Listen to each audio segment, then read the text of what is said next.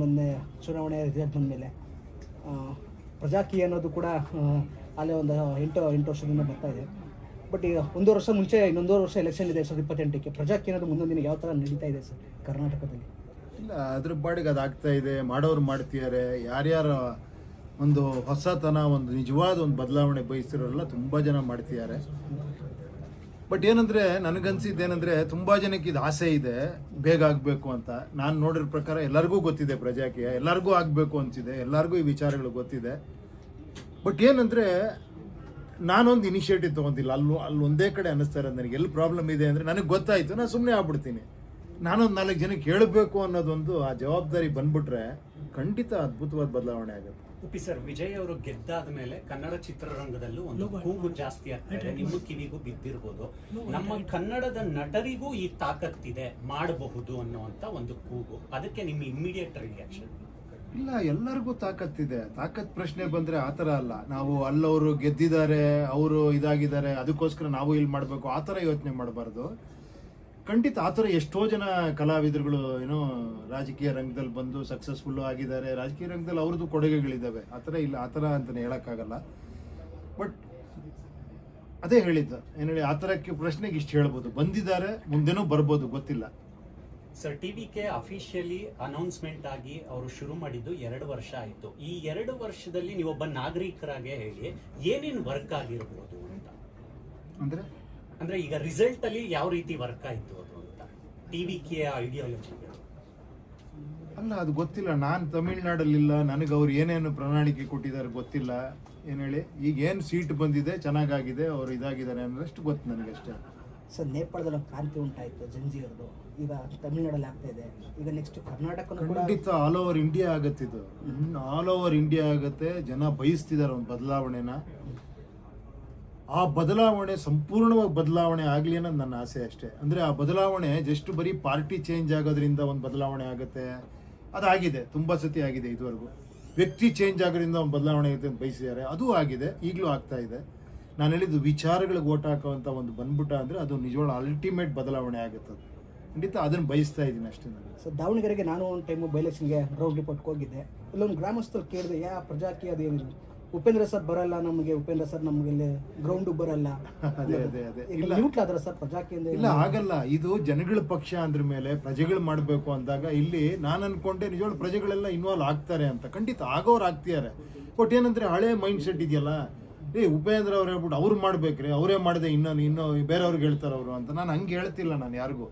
ಅವ್ರು ಯಾರೋ ಒಬ್ರು ಚೆನ್ನಾಗಿ ವಿಡಿಯೋ ಮಾಡಿದ್ರು. ಅಲ್ಲ ರೀ, ಅವ್ರು ಹೇಳ್ತಿರೋದು ಅರ್ಥ ಆಗ್ತಿಲ್ಲ ನಿಮಗೆ. ಅವ್ರ ಕೆಲಸ ಅವ್ರು ಮಾಡ್ತಾರೆ ರೀ, ನಮ್ಮ ಕೆಲಸ ನಾವು ಮಾಡ್ಬೇಕಿಲ್ಲ ಯುವಕರು.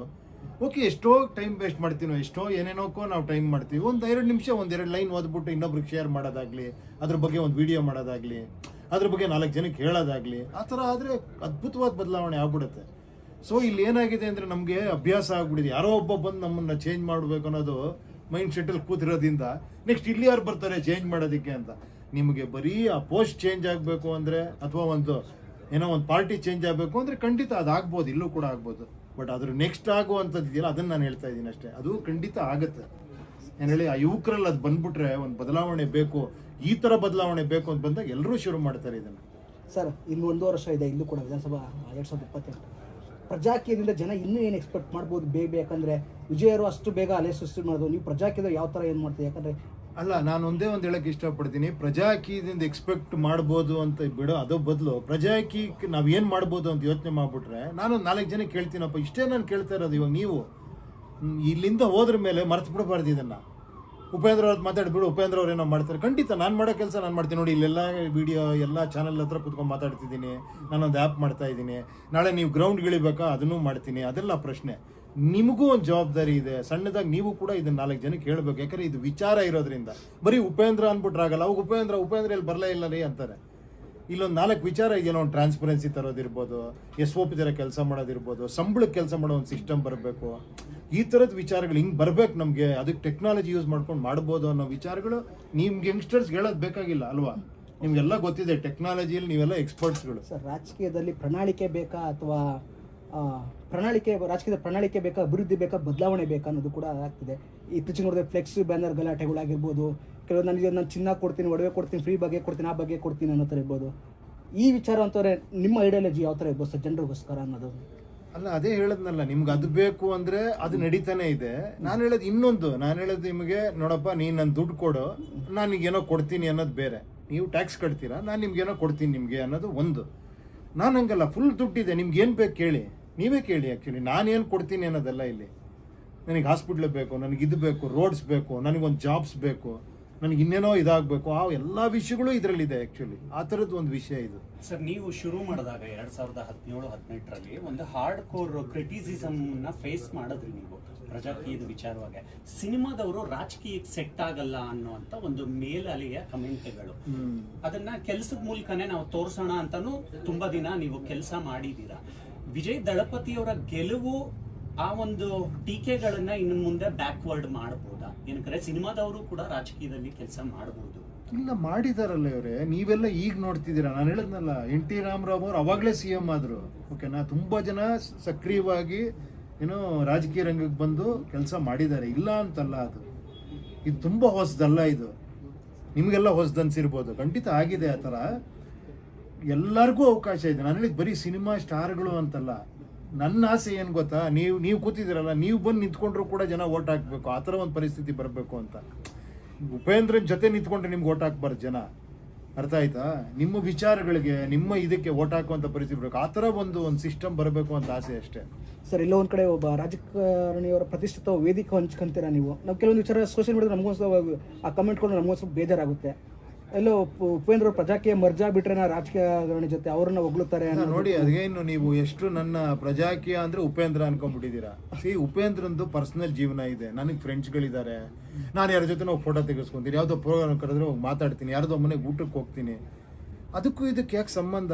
ನಾನು ಹೇಳಿದ್ದು ಇದು ಬೇರೆ, ಅದು ಬೇರೆ ಅಲ್ವಾ? ಅದಕ್ಕೆ ಇದಕ್ಕೆ ಯಾಕೆ ಸಂಬಂಧ ತರ್ತೀರಾ? ಸರ್, ರಾಜಕೀಯ ಅನ್ನೋ ವಿಚಾರದಲ್ಲ, ಸ್ಯಾಂಡಲ್ವುಡ್ ಅಲ್ಲೂ ನಮಗೆ ವಿಜಯ್ ತರನೇ ಎಲ್ಲೋ ಲೀಡರ್ಶಿಪ್ ಎಲ್ಲ ಕಡಿಮೆ ಇದೆಯಾ ಅನಿಸುತ್ತೆ. ಯಾಕೆ ಲೀಡರ್ಶಿಪ್ ಹುಡುಕಿ ಸಿಗ್ತಾರೆ, ನಿಮ್ಗೆ ಸಿಗ್ತಾರೆ, ಸ್ಯಾಂಡಲ್ವುಡ್ ಅಲ್ಲೂ ಸಿಗ್ತಾರೆ. ಹುಡುಕಿ ಒಬ್ಬ ನಾಯಕನ್ ತನ್ನಿ. ಸರ್, ನಿಮ್ಮ ಹೆಸರು ಜನ ಓಡಾಡ್ತಿದೆ. ಅಲ್ಲ ಬಿಡಿ, ನಾನು ಹೇಳಿದ್ದೀನಲ್ಲ, ನಾನು ಆ್ಯಕ್ಚುಲಿ ನಾನು ಬೇರೆ ದಾರಿಲಿ ಇದ್ದೀನಿ.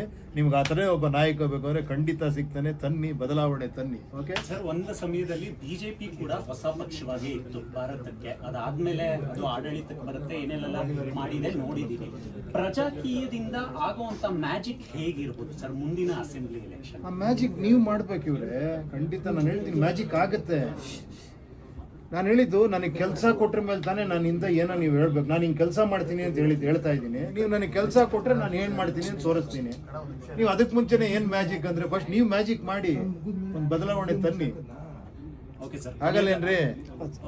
ಕೊನೆಯದಾಗಿ ಈಗ ದಳಪತಿಯವರ ಗೆಲುವು ಉಪ್ಪಿಯವರ ಚಿಂತನೆಗಳಲ್ಲಿ ಹೇಗೆ ಸೇರ್ಕೊಂಡಿದೆ? ಅದಕ್ಕೆ ಸಂಬಂಧ ಇಲ್ಲ ಇವ್ರೆ, ಅದಕ್ಕೂ ಇದಕ್ಕೆ ಏನು ಸಂಬಂಧ? ನೀವು ಯಾವುದೋ ಹೋಲಿಸ್ತಾ ಇದ್ದೀರಾ. ಖಂಡಿತ ಅವ್ರ ಗೆಲುವು ಸಂತೋಷ. ಒಂದು ನಮ್ಗೆ ಯಾವಾಗಲೂ ಹೊಸಬ್ರು ಬಂದಾಗ ಒಂದು ಆಸೆ ಬರುತ್ತೆ. ಆ್ಯಕ್ಚುಲಿ ಏನು ಹೇಳಿ, ಅದು ಒಬ್ಬ ಯಂಗ್ಸ್ಟರ್ ಆ ಥರ ಅವ್ರು ಬಂದಾಗ ಏನೋ ಒಂದು ಬದಲಾವಣೆ ಆಗುತ್ತೆ ಅನ್ನೋ ಆಸೆ ಬರುತ್ತೆ. ಖಂಡಿತ ನೋಡೋಣ, ಕಾದು ನೋಡೋಣ ಅದ್ರ ಬಗ್ಗೆ ಏನಾಗುತ್ತೆ ಅಂತ. ಸರ್, ನಾಯಕತ್ವ ಕೊರತೆ ಏನಾದ್ರು ಇದೆಯಾ? ಯಾಕಂದ್ರೆ ನಾನು ಕೆಲವೊಂದು ನನಗೆ ಅರ್ಥ ಆಗ್ತಿಲ್ಲ. ನೀವು ನಾಯಕತ್ವ ಕೊರತೆ ಅಂದ್ರೆ ನಿಮ್ಗೆ ಯಾರೋ ಒಬ್ರು ಬಂದು ಎಲ್ಲ ಬದಲಾವಣೆ ಮಾಡ್ಬಿಡ್ಬೇಕಾ? ಇಲ್ಲ ಸರ್, ಎಲ್ಲ ನಾವು ಬದಲಾವಣೆ ಮಾಡಬೇಕು. ಸ್ವಲ್ಪ ಮಾಡಿ, ನೀವು ಫುಲ್ ಮಾಡಬೇಡಿ. ಇವಾಗ ಅದೊಂದು ಹೇಳ್ತಾರೆ, ಎಲ್ಲರೂ CM ಆಗತ್ತೇನ್ರಿ, ಎಲ್ಲರೂ MLA ಆಗತ್ತೇನ್ರಿ ಅಂತಾರೆ. ಅದೆಲ್ಲ ಹೇಳ್ತಿರೋದು. ವೋಟರ್ ಆಗಿ ನಿಮ್ದೊಂದು ಜವಾಬ್ದಾರಿ ಇದೆ ಅಲ್ವಾ? ಇಲ್ವಾ ಹೇಳಿ? ಇದೆಯಾ ಇಲ್ವಾ? ಆಧಾರ ಹೇಳಪ್ಪ. ಏನದು ಜವಾಬ್ದಾರಿ? ವಿಚಾರಗಳಿಗೆ ವೋಟ್ ಹಾಕ್ಬೇಕು ನೀವು. ನಾಳೆ ಇದು ಆಗ್ಲಿಲ್ಲ ಅಂದ್ರೆ ಕೇಳಬೇಕು, ಮಾತಾಡ್ಬೇಕು. ನೀವು ಅದನ್ನೆಲ್ಲ ಸ್ಪ್ರೆಡ್ ಮಾಡಬೇಕು. ಇಲ್ಲ, ನಾವು ಯಾವ ವ್ಯಕ್ತಿ ನೋಡಲ್ಲ, ಪಾರ್ಟಿ ನೋಡಲ್ಲ, ನಮ್ಗೆ ಯಾರು ಕೆಲಸ ಮಾಡ್ತಾನೆ, ಯಾವ ಥರ ಕೆಲಸ ಮಾಡ್ತೀನಿ, ಅದಕ್ಕೆ ನಾನು ಓಟ್ ಹಾಕ್ತೀನಿ ಅನ್ನೋದು ನಿಮ್ಮೊಳಗೆ ಬರಬೇಕದು. ಪ್ರತಿ ಸತಿ ಸರ್ ನಮಗೊಬ್ಬ ನಾಯಕ ಬೇಕಲ್ಲ ಸರ್, ನೀವೇನು ಮಾಡ್ತೀರಾ ಸರ್, ಎಷ್ಟು ಸತಿ ಅಂತ ಕೇಳ್ತೀರಾ? ನಾನು 8 ವರ್ಷದಿಂದ ಹೇಳ್ತಾನೆ ಇದ್ದೀನಿ. ನೀವು ಒಂದು ಚೂರು ಮಾಡಲ್ವಾ? ಒಂದು 1% ಅಪ್ಪ, ಅದಷ್ಟೇ. ಒಂದು ವಿಡಿಯೋ ಮಾಡಾಕಿ, ನೋಡ್ರಿ ನಾನು ನಿಮ್ಮ ವಿಚಾರಕ್ಕೆ ಓಟ್ ಹಾಕ್ತೀನಿ. ನಾನು ಇನ್ಮೇಲೆ ನಾನು ಯಾರ ಬಗ್ಗೆನೂ ತಲೆ ಕೆಡಿಸ್ಕೊಳ್ಳ, ಯಾವ ಪಕ್ಷ ಯಾವ ಪಾರ್ಟಿ ನಾನು ನೋಡಲ್ಲ. ನಾನು ನಾಳೆ ಯಾರು ಓಟ್ ಕೇಳಕ್ಕೆ ಬಂದರೆ ಕೇಳ್ತೀನಿ, ನೀನು ಹಿಂಗೆ ಮಾಡ್ತೀನಪ್ಪ ಕೆಲಸ, ಯಾವ ಥರ ಕೆಲಸ ಮಾಡ್ತೀಯ ನೀನು, ನನಗೆ ಈ ಥರ ವರದಿ ಒಪ್ಪಿಸ್ತೀಯಾ, ನಾಳೆ ಕೆಲಸ ಸರಿ ಮಾಡಿ ರಿಸೈನ್ ಮಾಡು ಅಂತೀನಿ, ಮಾಡ್ತೀಯ ನೀನು ಅಂತ ಒಬ್ಬೊಬ್ಬ ವೋಟ್ರ್ ಕೇಳ್ಬೇಕು. ನಾನೊಬ್ಬ ಕೇಳಿದ್ರೆ ಆಯ್ತದ ಅದು? ಅಂದರೆ ನಿನ್ನ ಜೊತೆ ಇವರು ಸೇರ್ಕೊತಾರೆ, ಅವರು ಸೇರ್ಕೊತಾರೆ, ಒಂದು ಶಕ್ತಿ ಹುಟ್ಟತ್ತವಾಗ. ಅದೇ ಜನ್ಸಿ, ಅದೇ ನಿಮ್ಮ ಯಂಗ್ಸ್ಟರ್ಸ್ಗಳದಲ್ವಾ? ಅಲ್ಲೇನ್ರಿ? ಅದು ಬರ್ಬೇಕಲ್ವಾ? ನಾನು ಸೈಲೆಂಟಾಗಿ ಇದ್ಬಿಟ್ಟು ನಾನೇನು ಕೇಳೋದು, ನಾನೇನು ಕೇಳೋದು ಹಂಗಂದ್ರೆ ಒಬ್ಬ ಸ್ಟಾರ್ಟ್ ಮಾಡ್ಬೇಕು. ಎಷ್ಟೋ ಜನ ಮಾಡ್ತಿಲ್ಲ ವಿಡಿಯೋಗಳು, ಮಾಡ್ತಾ ಇದ್ದಾರಲ್ವಾ? ಎಷ್ಟೋ ಜನ ಮಾಡ್ತಾರೆ, ಟ್ರೈ ಮಾಡ್ತಾರೆ, ಈ ಥರ ಮಾಡ್ಬೇಕು, ಈ ಥರ ಮಾಡಬೇಕು ಅಂತ. ಆ ಥರ ಸರ್ ಪ್ರಜಾಕೀಯ ಒಂದು ವಿಚಾರದೊಳಗೆ ಎಷ್ಟು ಉಪೇಂದ್ರ ಸರ್ ಬರ್ತಾ ಯಾಕಂದ್ರೆ ಗ್ರೌಂಡ್ ರಿಪೋರ್ಟ್ ಬರ್ತಾ ಇದೀನಿ ರೀ ಈಗ ಬರ್ತಾ ಇಲ್ಲ ಅನ್ನೋದು ಕೂಡ ಆ ಜನಗಳಿಗೆ ಏನ್ ಹೇಳ್ತಾರೆ ಬರ್ತಾ ಇದ್ದೀನಿ, ನಾನು ಇದೀನಿ ಇಲ್ಲೇ, ನಾನು ಸಕ್ರಿಯವಾಗಿರ್ತೀನಿ. ನಾಳೆ ನೀವು ಎಲೆಕ್ಷನ್ ನಿಂತ್ಕೊಬೇಕು ಅಂತೀರಾ, ನಿಂತ್ಕೊಂತೀನಿ, ಓಕೆನಾ? ಈಗಲೇ ನಿಂತ್ಕೊಂತೀನಿ, ಓಕೆನಾ? ಅಲ್ಲ, ನಿಂತ್ಕೊಂತೀನಿ ಖಂಡಿತ. ಆ ಸಂದರ್ಭ ನನಗೂ ಅನ್ನಿಸ್ಬೇಕು. ಆ್ಯಕ್ಚುಲಿ ಏನು ಹೇಳಿ, ನನಗೂ ಒಂದು ಅನ್ನಿಸ್ಬೇಕಲ್ವಾ, ಇಲ್ಲಪ್ಪ ಒಂದು ಎಲ್ಲರದು ಒಂದು ಎನ್ಕರೇಜ್ಮೆಂಟ್ ಇದೆ ಈ ವಿಚಾರಕ್ಕೆ ಅಂದರೆ ನನಗೂ ಒಂದು ಆಸಕ್ತಿ ಬರುತ್ತೆ. ನಾನು ನಿಮಗೋಸ್ಕರ ಕೆಲಸ ಮಾಡಕ್ಕೆ ಬರ್ತೀನಿ, ನೀವು ನಮ್ಗೆ ಬೆನ್ ತಟ್ಟಬೇಕು ತಾನೆ. ಬನ್ನಿ ಸರ್ ನಾವೆಲ್ಲ ಇದ್ದೀವಿ ಅಂದರೆ ನನಗೂ ಎದ್ದು ಕೂತ್ಕೊತೀನಿ. ನನಗೆ ಈಗ ಹತ್ತತ್ರ 60 ಆಗ್ತಾ ಬಂತು, ನೀವೆಲ್ಲ 20-25 ವರ್ಷ ಹುಡುಗರು, ನೀವು ಏನೋ ಜೋಶ್ ಕೊಡಬೇಕಾ? ಸರ್ ಬನ್ನಿ ಸರ್, ಎದ್ದೇಳಿ ಸರ್, ಮಾಡಿ ಸರ್ ಅಂತ ನಾನು ಮಾತ್ರ ಕೂತಿರ್ತೀನಿ ಸರ್. ಹೆಂಗದು? ನಾವು ಬರ್ತೀವಿ ಸರ್.